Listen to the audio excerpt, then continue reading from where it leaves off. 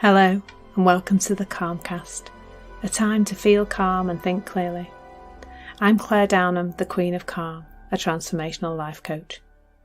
I was a burnt out head teacher who finally made the journey to calm after years of trying, and I want to prevent you from having to do the same. The Calmcast is a series of short explorations, gently guiding you back to your natural state, which is calm and clarity. Just listen like you would listen to music, with an open mind and curiosity. There's nothing else to do. Now let's relax into today's episode. So today's episode is called Being Less Bothered. And I feel like it's coming from a very Yorkshire place, that phrase, because in the world right now, although probably always, it looks like there's a lot of things to be bothered about, doesn't it? Loads of things to be bothered about. There's the cost of living crisis. There's been the pandemic of the last 2.5 years. There's currently every time you go to the fuel pumps, your eyes start to water because the price of fuel's gone up. So there's lots of things, but hasn't there always been lots of things to be bothered about? And by bothered, maybe I should define that really, but by bothered, I mean upset about, angry about, anxious about. It looks like there's all these things out in the world that are set up to make us feel terrible.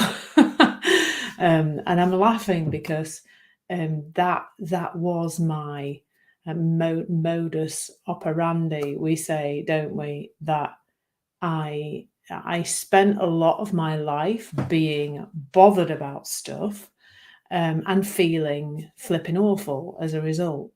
And the resulting behaviour that came from this place of being bothered about stuff was that I went out into the world to try and manage my feelings by changing things in the outside world, which fundamentally, right now, what can we do about most of it? We can do practical things that are useful, but a lot of the stuff we can't do anything about. We just feel awful about it, don't we? But I tried to control the people I was in relation with, and other people who had nothing to do with me. I had a lot of thinking about other people's behaviour. Lots of people's behaviour bothered me. I had a lot of churning over thinking or internal and external ranting about, oh God, why do people behave like that? What's wrong with them? Blah, blah, blah. I had a lot of that. And as a result, as I say, I tried a lot to control the outside world in order that I could feel okay.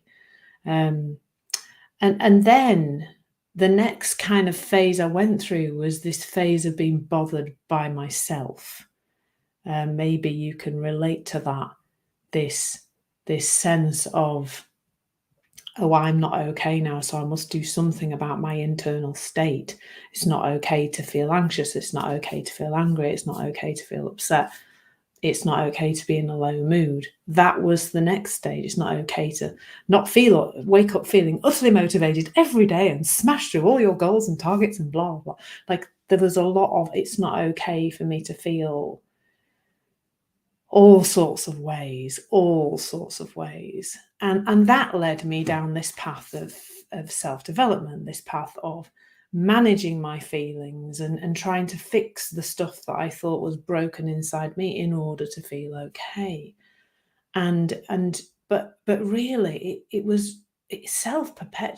perpetuated itself, really, because I became very self-conscious. I became very aware, is Claire okay today? What's she like? Do I need to do something about how Claire is today? It was very similar to what I'd done in the outside world, but it was more internally focused on trying to sort myself out. Neither of those ways of living are particularly pleasant. They're not, are they?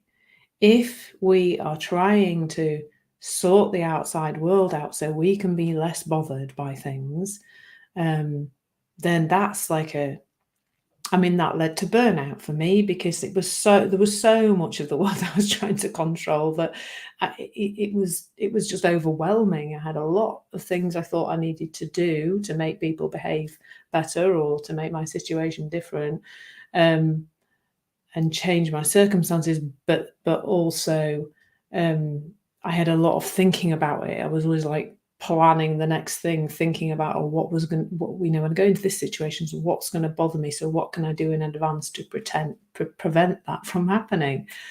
And it's, I mean, I feel quite exhausted thinking about it, to be honest. But what if there was a different way?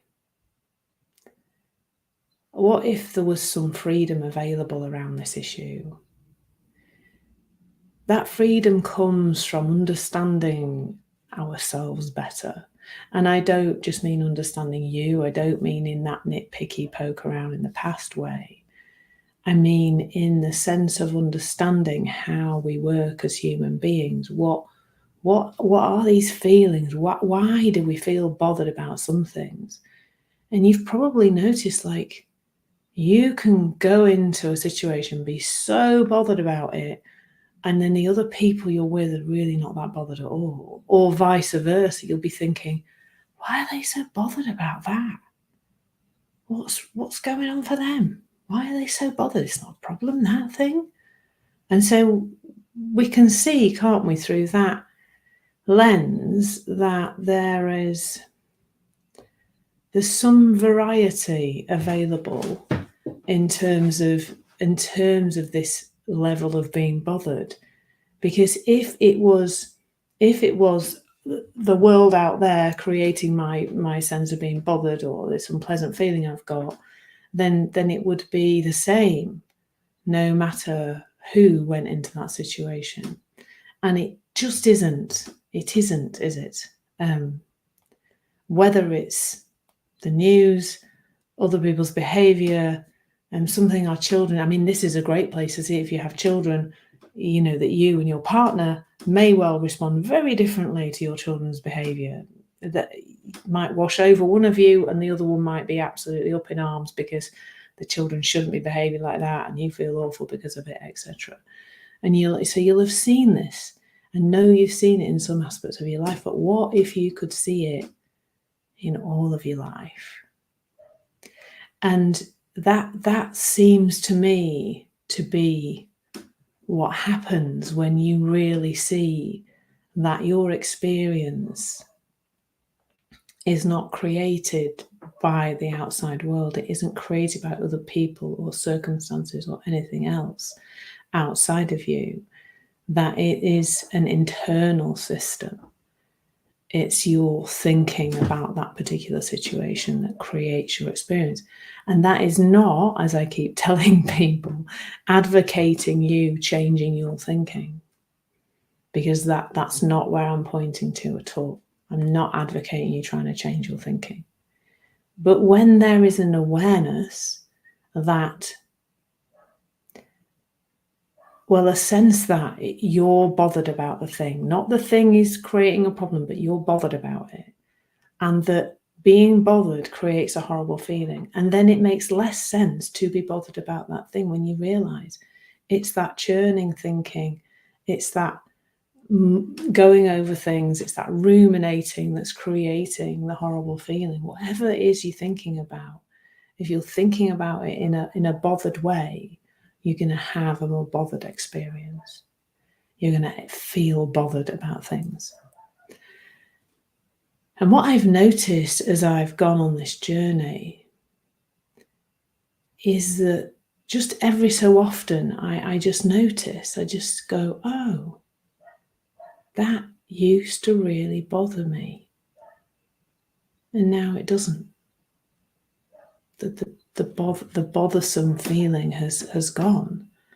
That way of people behaving, that thing people are doing just doesn't bother me anymore. That's an amazing space for freedom, because we as human beings don't operate well when we're bothered about things. Now, what's really interesting is that what I think we think is we have to be bothered in order to make changes. But we don't.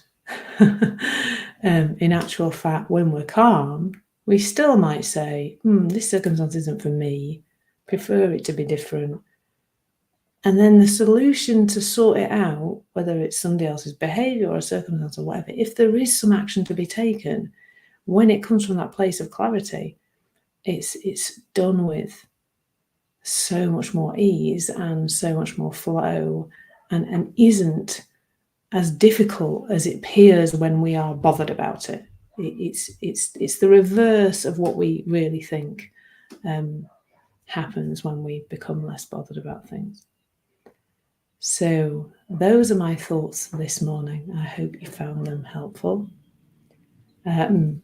Please do just notice today maybe what you are bothered about, what seems to be a problem, and just become a little bit more aware about what that is. It's all just about awareness. That's all we really need.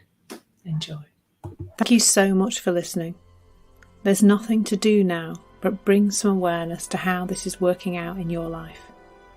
Listen regularly to experience longer and longer periods of calm. This has been the Calmcast with Claire Downham, Queen of Calm. Take care and keep listening.